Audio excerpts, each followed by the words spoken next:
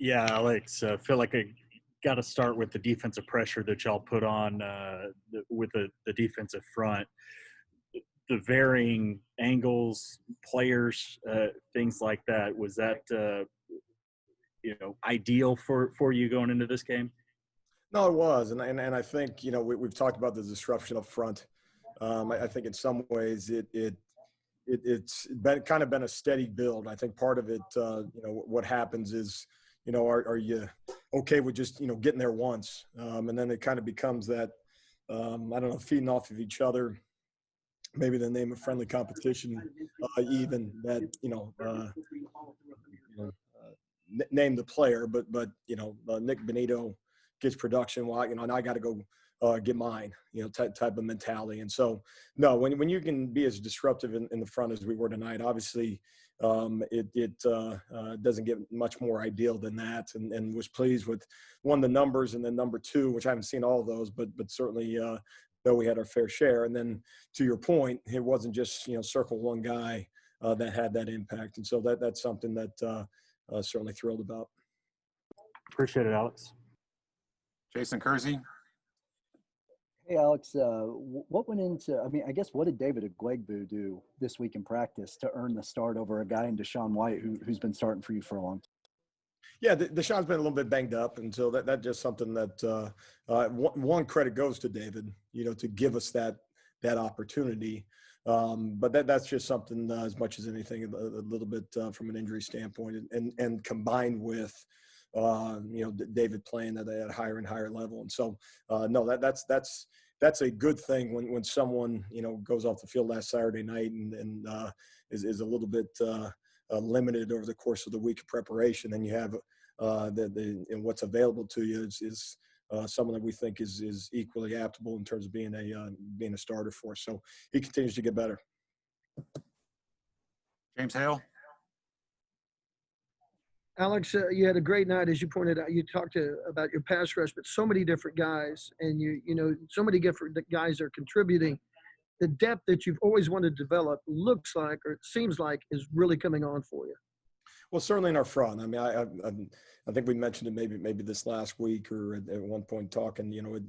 We're not having a lot of conversations on the sideline as to who's in the game at that particular time, and whether it's a third down situation or even just a normal down situation. That certainly is nice and something that you'd like to have at 11 spots, and maybe you never do, but certainly right now we were getting that production in our front. And the thing I would highlight with them as much as anything, one of the and might be the biggest maybe positive as I look at the last couple of weeks, is just the increased consistency of it.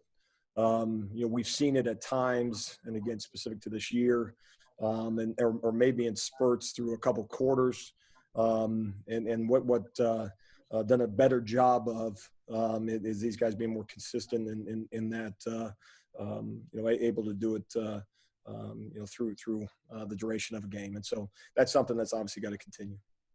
Thanks, Alex. Brandon Drum. Hey, Alex. Just out of curiosity, last year you guys put a lot of emphasis on these turnovers. This year they're happening for you guys. Is it because of the pass rush? Is it because of the pressure up front? Is it because the people are making plays? I asked Lincoln the same. He says these people are just taking advantage of the situation. What's your overall thought on that? Yeah, I think that would be, the chief thing that's maybe a little bit different is the opportunities have presented themselves, a number of times this year. And I think back to certain games where, we got two hands on the football, we don't come down with it. And so, is there one specific thing? I don't know that it is. I hope maybe, losing a couple games that we fell short in turnover margin, maybe that's a little bit of a wake up that when we say takeaways equal victory, because they did for our opponents. Right. And so I think 27 of the last 28 games in the NFL, either tied or winning turnover margin is the chief predictor of success. And so, maybe, just maybe, we had to learn some hard lessons as to the impact. maybe not get saved by an offense when we didn't get takeaways to maybe drive a little bit of the point home. But again, what you get tonight, 2 weeks from now, you got to go do it again. And so that's I would say another thing that our guys are coming to maybe grips with a little bit is you don't get credit for what you do on Tuesday. If you had a takeaway 3 weeks ago, you got to do it again on each and every Saturday. And there's still more out there. I mean, you see just like I see it, loose balls and some of those things, and it's going to have a major impact how we finish the season. Let's go to John Hoover. Yeah. Hey, Alex. Congrats on the win. I'm wondering if the addition of Ronnie Perkins, right? He comes back. He's got all that ability. Can you describe how he changes maybe blocking schemes and how he frees things up for other guys, maybe on the other side of the line of scrimmage or pressure inside? Well, it does. I mean, any time that you can not get a defense cut in half in that from an offensive perspective, you kind of can say, okay, as long as we handle this side of a defense, maybe in a pass rush, for instance, then our success rate in the pass game is going to go up. And so what I mean by that is, you're going to have to block all four up front. Obviously, there's always the threat of pressure. You're going to have to make a decision where you think you can get it done with your five, because what you see in college football so much now is it used to be not commonplace to always get five guys out in routes. The back would stay in 6-man protections and those things. Well, college football these days, it's tough to talk an offense into consistently keeping 6 in to protect the quarterback, which means you got to defend 5. You go through the numbers game and you're defending 5 in coverage. It can put some stress on some of the things that you coverage wise. Which means what? If you can get pressure with 4. And then the numbers game kind of goes back in your favor, or at least gives you a chance to kind of equate some of those things. And so, not being able to split a defensive half, like I mentioned, is a critical thing. And I think there's certainly a respect factor for him coming off the edge. And one weekend we don't have that disruption in our front. We're going to have a different conversation after at the end of the game. And so that's something we're going to continue to work to do. Kerry Murdoch. Hey, Alex, one of the things that you're getting this year, especially the past couple of games, is your offense is putting so much pressure on other teams that they're having to go for it on 4th down. Can you just talk about, I know you're also getting the turnovers, but you're also, executing, 4th down stops at a really high rate right now. Yeah, I mean, that's something that it's always kind of in the back of your head. I mean, in terms of, obviously 3rd downs, key downs, and especially when they get it, somewhere in the vicinity of midfield. I don't remember the exact yardage on the one tonight. Obviously, that was in their field zone, which is obviously a little bit more rare. But in any event, no, and that's something that you constantly are thinking about. Okay, they're probably in 4th down territory because they have to be, as opposed to if we get the stop, they're obviously going to like to kick some type of kicking play after that, which, part of that goes in your thought process. How can we create a negative play on 3rd down? Then again, that's pressure. It's easy to say.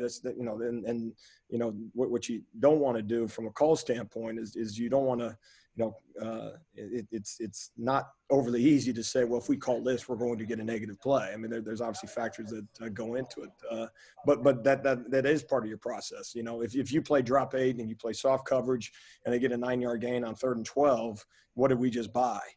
Possibility of a 4th down situation. And so, no, that absolutely factors in. Thanks, Alex. I think that was me, but Alex, I asked Lincoln this. Your line, the sidelines are so engaged late in these games, last week and this week when the games are out of hand. What does that say about these guys in this group? Well, I think you see a team that it is getting closer and closer.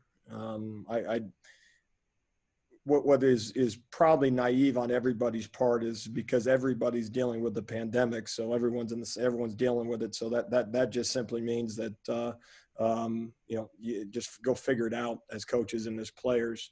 But there's a real reason you have off seasons. You know, and if we didn't think there were reasons, we found out, and everybody's finding out why we do, you know, so much of the stuff that we do together as a team is as simple as, you know, the you know, winter workouts, you know, and being in the weight room together and you know, all those things. And so, you know, this year, just, you know, the circumstances created one for all of us where you're building a team kind of during the season.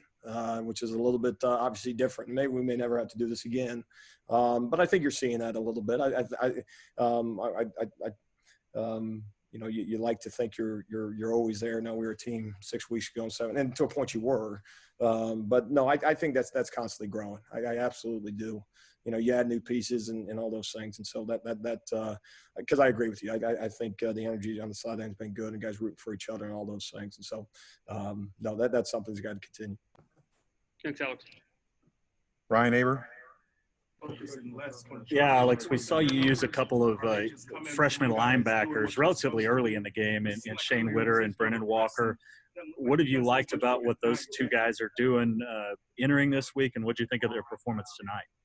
Yeah, just practicing better, and you know, Brendan is a guy that has really flashed in a lot of ways in practice, and you know, and it's a trust element of things, you know, and part of it is who you're taking off the field to get that individual in. For instance, in Brendan's case, you got, you know, Nick Benito, you got John Michael Terry, and so we're going to take them off to put Brendan in. Well, that's a lot of pressure on Brendan to practice a certain way that we're going to do those things, and some of it's just the force feeding. We got to do that. We got to keep kind of, you know, pushing the envelope in terms of those young guys in our program, because they're never going to be ready if we don't continue to get them ready. And in Witter's case, you know, was one of those individuals that again, what wasn't with us for a stretch of time in a very developmental, critical developmental stage in terms of getting ready for this season. And so just a guy that's been available, but been practicing, keep working. I thought he flashed tonight. Couldn't be more thrilled for him. And again, thrilled for us to see him. You know, he made that play on that fourth down scenario. And that's that. And quite frankly, that's not a play we practiced. It wasn't, I mean, defensively it was, but not, we didn't anticipate speed option. He's a backside backer, you know, and oh, by the way, he just runs over there and puts a lick on him. So that's good. And again, and part of it's the message to all those guys: you practice the right way, we'll put you on the field. Appreciate it, Alex. James Hale. You know, Alex, early in the year, it was frustrating. You were frustrated that your guys didn't catch a lot of interceptions, didn't make and finish plays that way. But boy, over the last couple of days, they're catching the ball, they're making plays, they're jumping on opportunities in the secondary. Buki had a couple of today. That's a positive step for your defense, isn't it? Well, it is, and you know, some of that's just the. We talk about eye control. One of the things we talked about, in fact, this week, and believe me, it's not because I mentioned it that they did it, but you know, eye control on, you know, in zone coverage, you're looking at the quarterback and he's going to take you to your play. Okay, that's critical. Eye control on your receiver when you're in man coverage, that's critical. But eye control also when the ball's in the air, eye control on the football. You know, to snap your eyes in critical situations. I'm in man coverage. I'm at the you know, reception point. The ball is coming. I snap my eyes back for the football. Not you know, I'm surprised by the ball. That's the whole reason I covered the guy, was hoping that they would throw it my way. Same thing in zone coverage. I'm not just a cone. I'm not just a space eater out there. You know, I'm there to make the play when the ball's ultimately thrown somewhere in the vicinity of my zone. And so that's just something that I think the guys are you know, doing a better job of. Some of it might be from a confidence standpoint, which you know, obviously plays into so many things. And so I'm thrilled for them that you know, they're getting some of the production that they're working towards. Thanks, Okay, Alex. time for one more question. Let's go back to John Hoover. Sorry, Alex, I just wanted to ask a follow-up about Ronnie. Does he get guys to play better? Does he exhort players around him beyond just the one-on-one blocking schemes? Does he actually get them to play harder? Yeah, I think you know, you know, some of that stuff is infectious. It just is. You know, whether it's, you know, talking about the secondary and this guy makes an interception, I think that's there's something to that as well. It's the same thing when you see some physical play. You know, when the guy next to you is playing physical, then all of a sudden that becomes the expectation. Obviously, you want more than one guy doing it and all those things. But I think certainly in Ronnie's case, you know, it creates the standard for how it should be done. And what happens when you turn on the video, it becomes real self-evident. When one guy's, playing at this speed and everyone else is playing at this speed, you got, if you're a competitor at all, you're going to say, well, I need to raise my game because I want to look like that guy. And like I continue to mention, in best case scenario, we're talking about 11 different guys in all those different realms, whether it's in the linebacker, room. You think about it a year ago, like, man, we look awfully slow next to Kenneth Murray, for real reasons. But in any event, same thing, the secondary and all those, but specific to the front, all of a sudden that becomes a standard. And if you don't look like that, man, do you look like a slow football player, which you never want to be accused of. And so, no, that is good because I do. Nick Benito getting 3 sacks tonight. I hope he would thank Ronnie for some of that too. Thanks, Alex. All right. Thanks, Alex. That's all for tonight. Okay, thank you guys.